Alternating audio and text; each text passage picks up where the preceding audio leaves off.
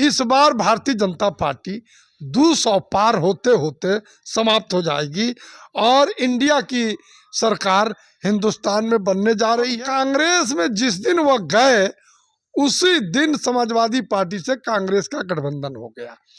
अब वो बेचारे क्या करें, उल्ला पड़ गए। पास एक इलियास के जगह पर 100 इलियास मौजूद हैं, हम उनसे बात करने नहीं जाए। समाजवादी था, समाजवादी हूँ, समाजवादी रहूं। नगर में अगर कहा जाए तो इलियास अंसारी का नाम आप सुने होंगे, जो बहुजन समाज पार्टी से नेता थे और हाल ही में वो समाजवादी पार्टी ज्वाइनिंग किए हैं। आज हम इनसे चर्चा कर लें, आखिर बहुजन समाज पार्टी इनका छोड़ने का उद्देश्य क्या था और कारण क्या था। हम थोड़ा इनसे मिलवा दें तो एक बार जो बगल का तस्वीर है आप दिखा दीजिए। ये हमारे साथ इलियास अंसारी जी हैं, बल्कि बहुत पुराने नेता भी हैं, और इनसे हम चर्चा आज कुछ कर लें थोड़ा खास बातचीत को लेकर। सबसे पहले स्वागत है आपका। बहुत बहुत धन्यवाद आपको और आपके चैनल को, शुभकामना और बधाई। क्या हालचाल है?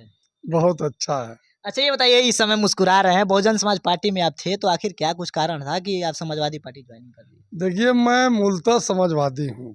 शायद आपको हमारे पूरे इतिहास के बारे में जानकारी न हो। मैं लोक दल से अपनी राजनीतिक सफ़र शुरू किया था और जनता दल, और फिर उसके बाद जब से समाजवादी पार्टी बनी तब से समाजवादी पार्टी के विभिन्न पदों पर मैंने कार्य किया है। जनपद का कोई ऐसा पद नहीं है जिस पद पर मैं काम नहीं किया हूँ। जिलाध्यक्ष के बाद प्रदेश कार्य समिति का सदस्य भी नामित हुआ। मूलतः मैं समाजवादी हूँ और 38 साल से समाजवाद का झंडा बुलंद कर रहा था। पिछले 22 के चुनाव में रथ यात्रा जब आया था तो माननीय राष्ट्रीय अध्यक्ष अखिलेश यादव जी ने मुझे पूरी तरह आश्वस्त कर दिया था कि चुनाव आप ही को लड़ना है और फाजिल नगर में अब आप तैयारी शुरू कर दीजिए। उन्होंने समीकरण भी पूछा था कि क्या जाति समीकरण है, और मैंने जाति समीकरण भी बताया था, और उन्होंने कहा अब कोई इफबट नहीं है, चुनाव आप ही को लड़ना है और आप चुनाव की तैयारी शुरू कर दीजिए। अपने रथ में लेके पूरे जिले में घुमाए और हमको उतरते समय कहे अब कहीं मत जाइएगा विधानसभा छोड़कर, विधानसभा 332 फाजिल नगर आप लड़ेंगे, आप उसकी तैयारी कीजिए।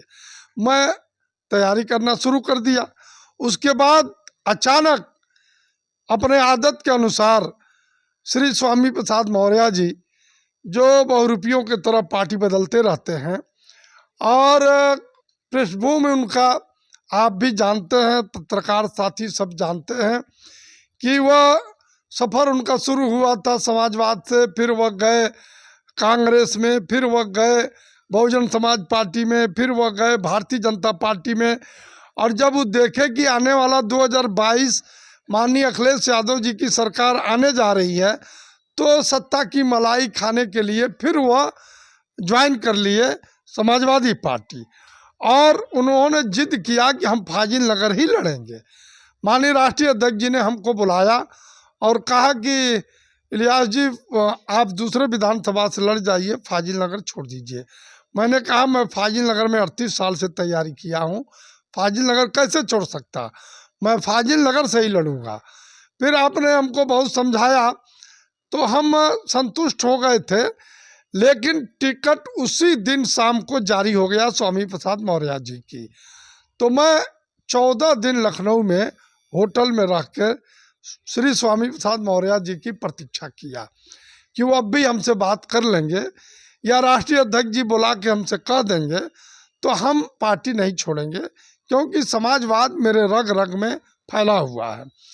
जब 14 दिन तक हमको स्वामी प्रसाद मौर्य जी ने नहीं पूछा और कुछ नेता गए स्वामी प्रसाद मौर्य जी से मिलने, तो उन लोगों ने उनसे कहा कि इलियास अंसारी जी पूर्वांचल के बड़े नेता हैं और उनका टिकट कटा है, आप उनसे जाके एक बार मिल लीजिए या उनसे बात कर लीजिए ताकि वो आपका सहयोग करके आपको चुनाव जितावें।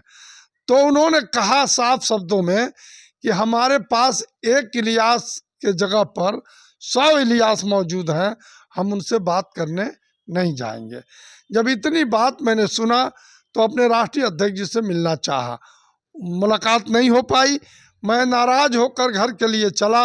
रास्ते में बहुजन समाज पार्टी के लोगों ने मुझे टेकअप किया और उन लोगों ने कहा कि बहन जी आपसे बात करेंगी, और मैं कहा कि आज बात नहीं करूंगा, कल अपने लोगों की बैठक बुलाऊंगा और अपने समर्थकों की बैठक के बाद तय करूंगा।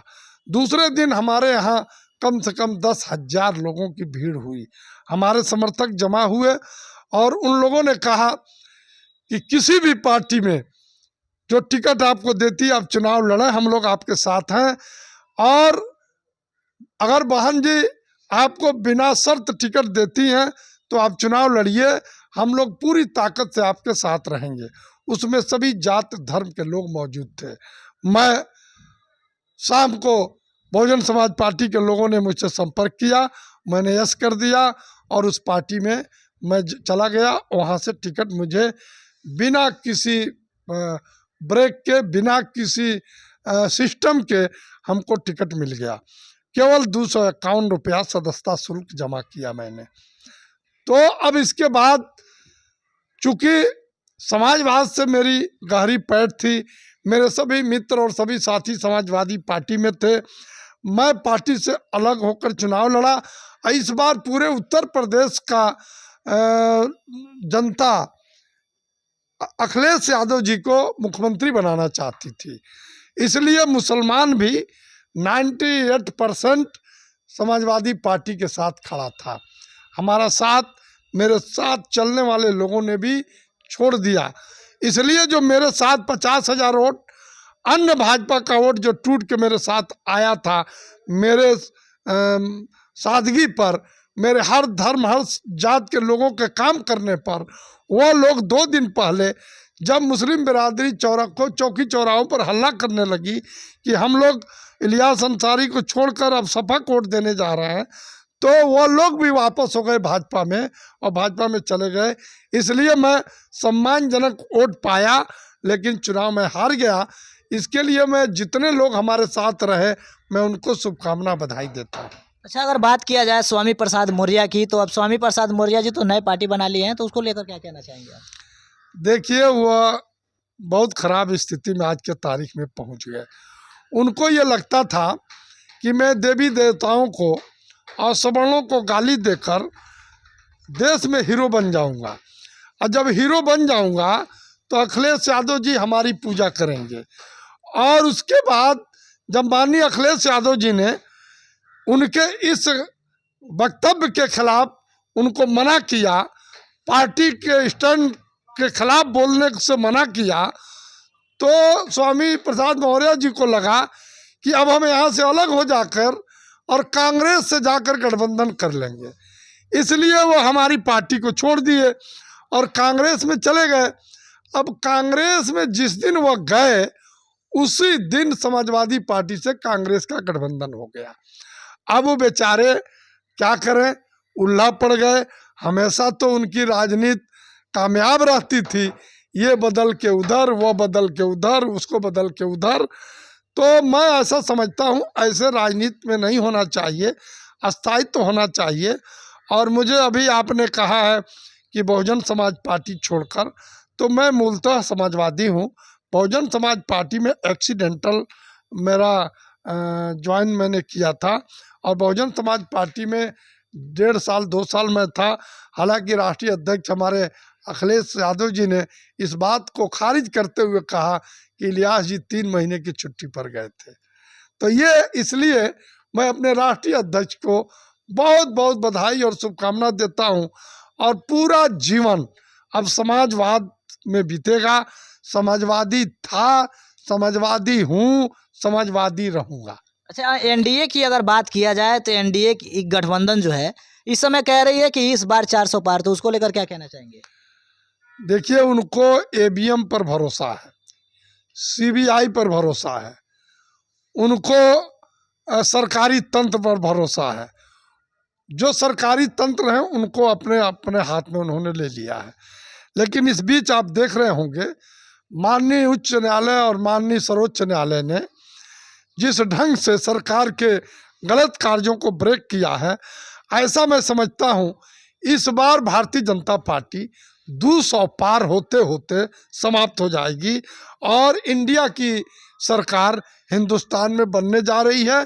ये मैं आपको बहुत गंभीरतापूर्वक कहना चाहता हूँ, क्योंकि ये चुनाव संविधान बचाने की है, ये चुनाव देश बचाने की है, ये चुनाव नौजवानों को रोजगार देने की है, ये चुनाव गरीबी मिटाने की है, यह चुनाव नौकरी देने की है, महंगाई घटाने की है, यह चुनाव भ्रष्टाचार को खत्म करने की है, यह चुनाव पत्रकार से लेकर अधिवक्ता तक और व्यापारी से लेकर समाज के किसान और सभी वर्गों का खुशहाली लाने का चुनाव होने जा रहा है।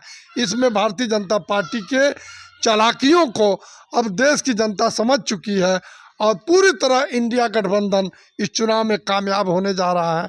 इंटरनल इंडिया गठबंधन का समर्थन लोग करने जा रहे हैं। डर है ईडी, सीडी, सीबीआई और तमाम तरह के सरकारी एजेंसियों का। अभी 10 दिन और चुप रहिए, उसके बाद देखिएगा इंडिया गठबंधन कैसे उभरती है। अच्छा, तो इंडिया गठबंधन जो है कि इस बार कितने सीटों पे आ रही है? इंडिया गठबंधन इस बार 300 के पार होगी, 325 से ऊपर जाएगी। ये मैं आपको बहुत जिम्मेदारी के साथ कहना चाहता हूँ।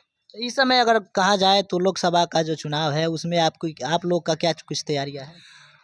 माननीय राष्ट्रीय अध्यक्ष अखिलेश यादव जी ने हम लोगों की मीटिंग में परसों कहा, नरसों, कि जहाँ जहाँ इन गठबंधन का उम्मीदवार लड़ रहे हैं वहाँ समाजवादी पार्टी अपना चुनाव मान के चुनाव लड़ेगी और हम लोग गठबंधन के साथियों को जिताने के लिए जितना अपने चुनाव में मेहनत नहीं करते हैं उसके दूनी ताकत से गठबंधन के उम्मीदवार को जिताने का काम करेंगे। यहाँ देवरिया पार्लियामेंट से कांग्रेस के खाते में है तो कांग्रेस के उम्मीदवार को जिताने का काम करेंगे और पडौना पार्लियामेंट समाजवादी पार्टी के खाते में है तो वहाँ समाजवादी झंडा लहराने का काम करेंगे। देखिए, ये हमारे साथ इलियास अंसारी जी हैं जो कि इस समय कहा जाए तो इनका जो है शुरुआती हुआ था समाजवादी पार्टी से। ये जब समाजवादी पार्टी में थे तभी से ये फील्ड में चलना शुरू कर दिए हैं और जब ये बहुजन समाज पार्टी में आए तो कुछ कारणों ये फिर से समाजवादी पार्टी घर वापसी कर लिए। आप बताइए कि आपका जो है इस समय चुनावी मुद्दा क्या है, ये भी थोड़ा कमेंट करके बताइए और वीडियो आपको कैसा लगा ये भी थोड़ा कमेंट करके बताइए और बने रहिए हमारे न्यूज़ STR के साथ। मैं आपके साथ राम सेवक राज।